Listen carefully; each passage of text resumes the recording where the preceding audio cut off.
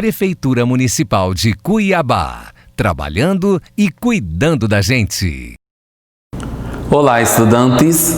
A nossa aula de hoje é de matemática e é voltada para o quarto ano. O nosso tema é representação decimal de um número racional relacionado ao sistema brasileiro monetário. Professor Luiz Mauro Costa Nunes. Você já percebeu quantos números como estes usamos em nosso dia a dia? Para que usamos esses números? Vocês podem observar que a escrita desses números tem algumas particularidades. Aparece um símbolo à frente deles e aparecem vírgulas. Essas perguntas vamos respondê-las durante a aula. Observe, que números são esses? Como podemos saber que se referem a dinheiro? Quando usamos esses números? Como esses números são formados? Existe alguma diferença desses números que representam dinheiro e os que usamos para contar quantos alunos temos na classe, quantas pessoas moram com você na sua sala, quantos colegas você tem na sua rua? Vamos ver aqui cada uma das perguntas. Que números são esses? Você observa que são números escritos com vírgula e este símbolo à frente de cada um desses números é o símbolo do sistema monetário brasileiro. O R de real e esse S cortado duas vezes representa o cifrão. Como podemos saber que se refere a dinheiro? Justamente por esses dois símbolos que eu acabei de dizer. Quando usamos esses números? Em várias situações da nossa vida cotidiana. Como esses números são formados? Eles são formados, você pode observar, uma parte antes da vírgula e outra parte após a vírgula.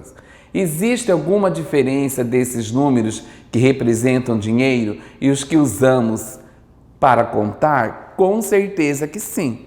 Os que usamos para representar o sistema monetário brasileiro, ele vem acompanhado da vírgula e os números, algarismos, após a vírgula. Os que representam quantidades, não há necessidade de vírgulas.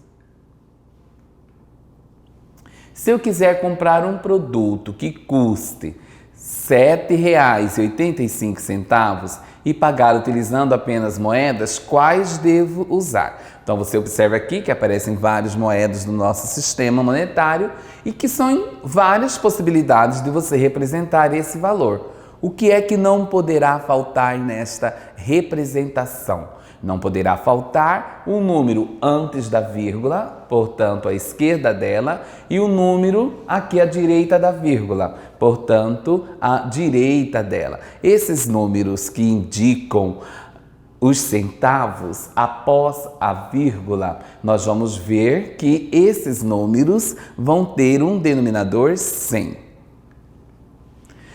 Sabemos que o sistema que usamos é o decimal, ou seja, de base 10. Nós já vimos anteriormente que ele é decimal porque usa 10 algarismos.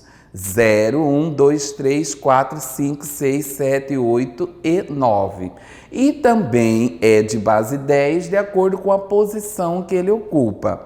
Mudou de posição, nós vamos observar que mudamos o valor do algarismo. Fazendo uma analogia com o nosso sistema monetário, nós temos aqui 10 moedas de R$1, representando cada uma delas uma unidade.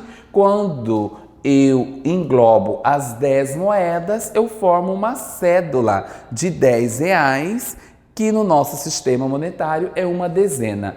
10 dezenas, ou seja, 10 notas de R$10, corresponde a uma centena, que aqui uma cédula de R$100. Então, 10 unidades, uma dezena, 10 dezenas, uma centena. Olha a analogia sendo feita, moedas de R$1 representando uma unidade, uma cédula de R$10, uma dezena, 10 cédulas, então formam uma centena indicado por uma nota de R$100. O sistema monetário brasileiro pode ser relacionado ao sistema decimal. Veja, eu tenho aqui uma moedinha de R$1 e eu preciso de 10 moedas de 10 centavos para fazer o total desta moeda de R$1. E aqui eu tenho 100 moedas de 1 centavo. Não é comumente usada, mas ela já existiu, né? E a gente pode fazer essa relação. Então, eu tenho 100 moedas de 1 centavo. Se eu considerar apenas uma delas, então eu tenho 1 de 100, ou seja, 1 centésimo. Quando uso a palavra centavos, entendo que é a centésima parte do real, ou seja, os centavos são subdivisões do real.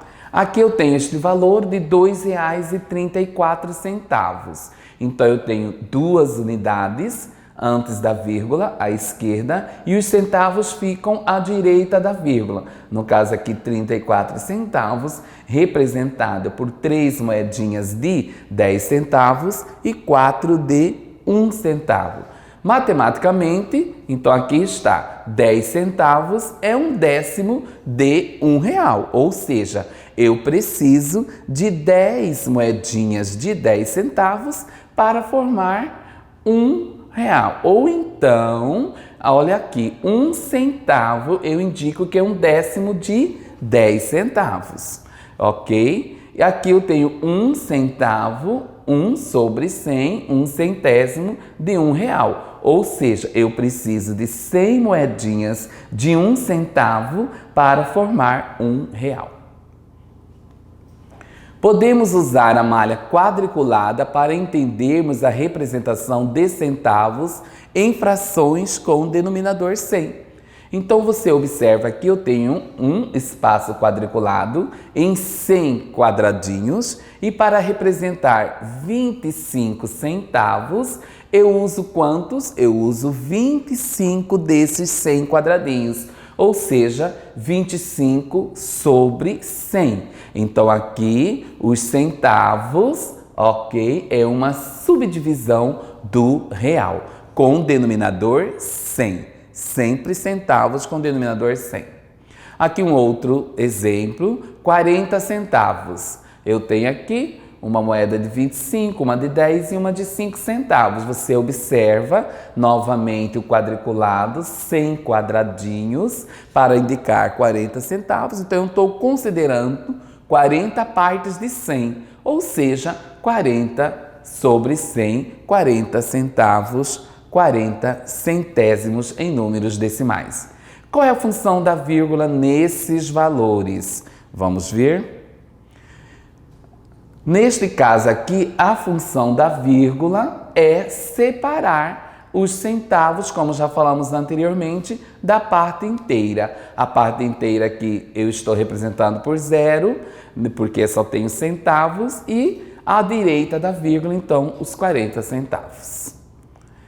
Nesta aula, você aprendeu que o sistema monetário brasileiro é formado por números que possuem vírgula em sua escrita. Podemos transformar esses números em frações com denominador 100, pois em R$1 há 100 centavos, por isso o denominador da fração é 100. As frações que apresentam o denominador 10, 100, 1000 ou 10.000, 100.000 são chamados de decimais. A vírgula é utilizada para separar a parte inteira e a parte decimal. Agora é com você. Senhor João, pai de Davi, foi fazer compras em um supermercado. Comprou um pacote de arroz que custou R$ 4,20, um sabonete que custou 99 centavos e um pacote de café que custou R$ 5,99. Então, o desafio para você é o seguinte: represente os valores dos produtos comprados pelo pai de Davi em frações decimais, depois em números decimais. Vamos só relembrar. O arroz custou R$ 4,20. O sabonete, 99 centavos. E o café, R$ 5,99. Não se esqueça que você tem que representar em frações decimais e em números decimais. Só te lembrando que as frações decimais aqui, como estamos trabalhando com centavos, então denominador 100.